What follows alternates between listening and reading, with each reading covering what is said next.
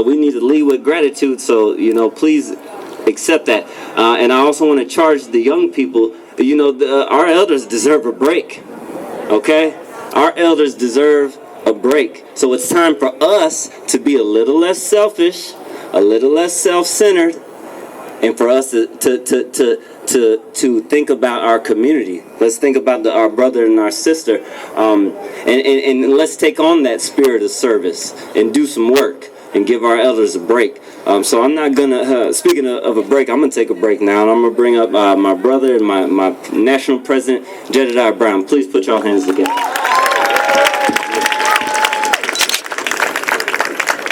Good afternoon, everybody.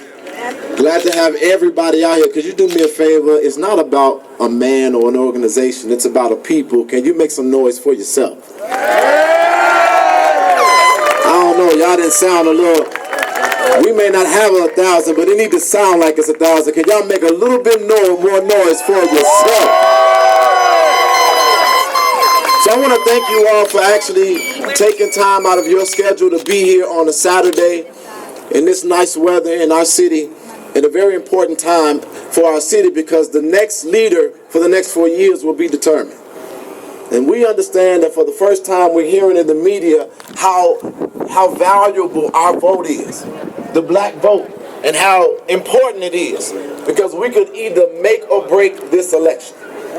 And I decided to take a bold move and to challenge our community to come out 1,000 strong. And let's not vote off of personality or cliches. Let's get an agenda. Let's get a plan. But let's get it together and then commit to holding them accountable to what we get today beyond the election.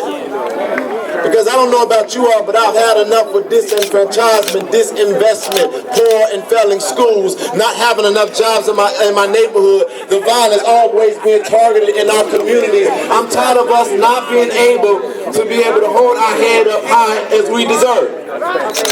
And today, I'm very proud at every automatic candidate who have come from the west side and the south side and the east side to be with us today. Can you all give them a hand clap? And I'm not going to be up here long, but I'm going to tell you all this. Those that you all saw, those are young people, and our organization is operating in 7 states across the United States of America and growing. We just got a call from Cincinnati to bring Young Leaders Alliance there. So whoever said that young people do not want to be engaged and organized, they're not telling the truth. Young people just have not been reached. And it was in your youth when you accomplished some of your greatest momentum and your greatest things. But it is now the fact that you are seasoned that we got to bring this intergenerational disconnect to a close. And it doesn't matter if you are for Rom or if you are for Chewy, if you are a black man or a black woman, it's time for us to stop all the division. And if I looked at the black agenda and I made it real clear to those who created it, and it's really clear, we got everything in the black agenda but how we conduct ourselves amongst each other. We don't have to beg for anything, but we can create because we're just as brilliant, we're just as capable, we got leadership ability, but do y'all believe that anymore these days? So I'm telling them as we made this call, that DuSable Museum of African American History hails itself as one of the only freestanding independent institutions that preserve our history. But beyond that, check this out. John Baptiste DuSable was the first settler in Chicago, and he was a black man. There was a black man that founded the city of Chicago. So, I'm going to say this because I mean it. We told both candidates to come. Both candidates confirmed to come. Now we're here. Why is it that the media is not here? They don't want this to be seen. They don't want us to be unified and understand the power that we have. They don't want this because, I don't know about y'all, but I believe with Black Lives Matter, it made it real clear it's time for history to change its course.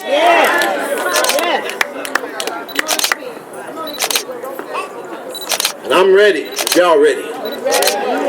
Because they called and said, well, we got to do some prep for a debate, said one candidate, and we sent a representative, and I do appreciate Congressman Danny Davis for being here, but I didn't ask for a congressman, I asked for a mayoral candidate.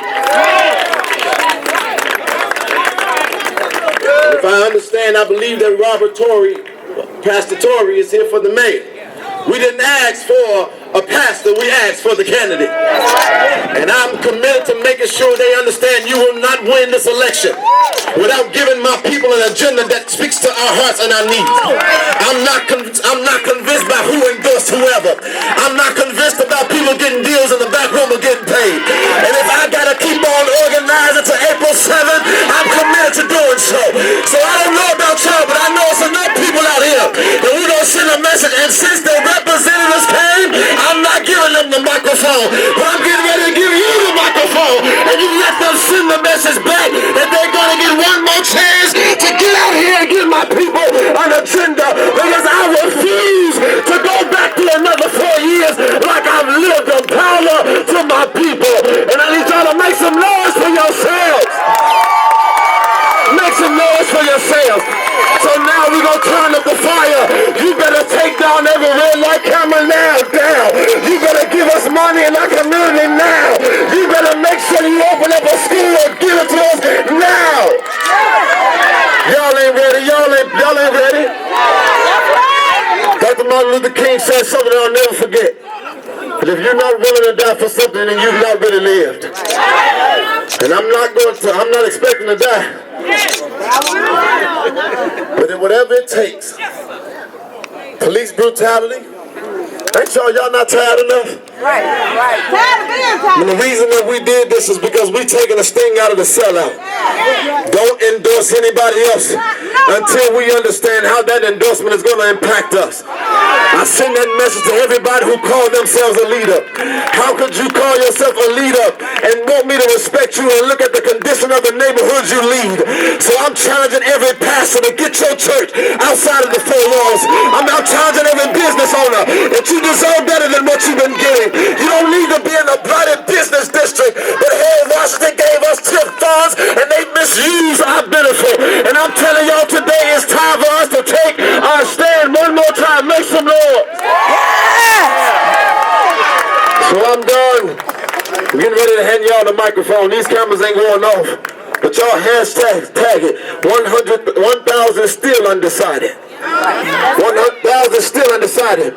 And y'all look out for this message on Facebook, because we're going to tell you all where the next meeting is. And I need y'all to grab every brother, every sister, and every believer. They will not get away with this. We demand an answer, and we demand a plan. Receive God's love. Give a serious round of applause for Jedediah Brown. And you all remember that name. Now you're going to hear from a lot of leaders today. Most of them are here under their own right.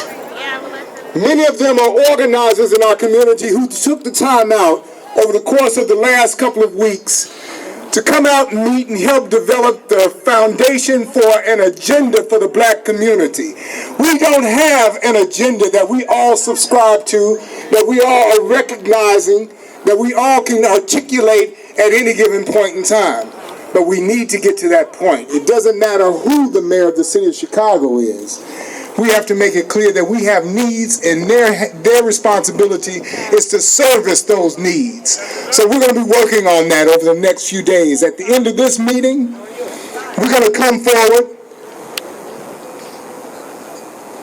At the end of this meeting, we're going to come forward and we're going to give our names, and we're going to commit to another meeting where we bring additional people. Jedediah has something else he wants to add. Well, I think the message has been text, so we might see a change in trend in a few minutes, y'all. Y'all better make some noise, because it look like they might understand they probably better get from St. Patrick's Day and get their butts up here. But before we do that, I just gotta please y'all, don't leave, because there's some leaders out here. Do y'all see who's out here today? I see Pastor Corey Brooks out here. I see Amara Indy out here. I see Kevin Bailey. I see Mark. I see Paul. I see all kind of leaders. So can we respectfully allow our leaders to speak to our community? And let's get a grip on what our needs are. And again, let's challenge these candidates to get out here and let's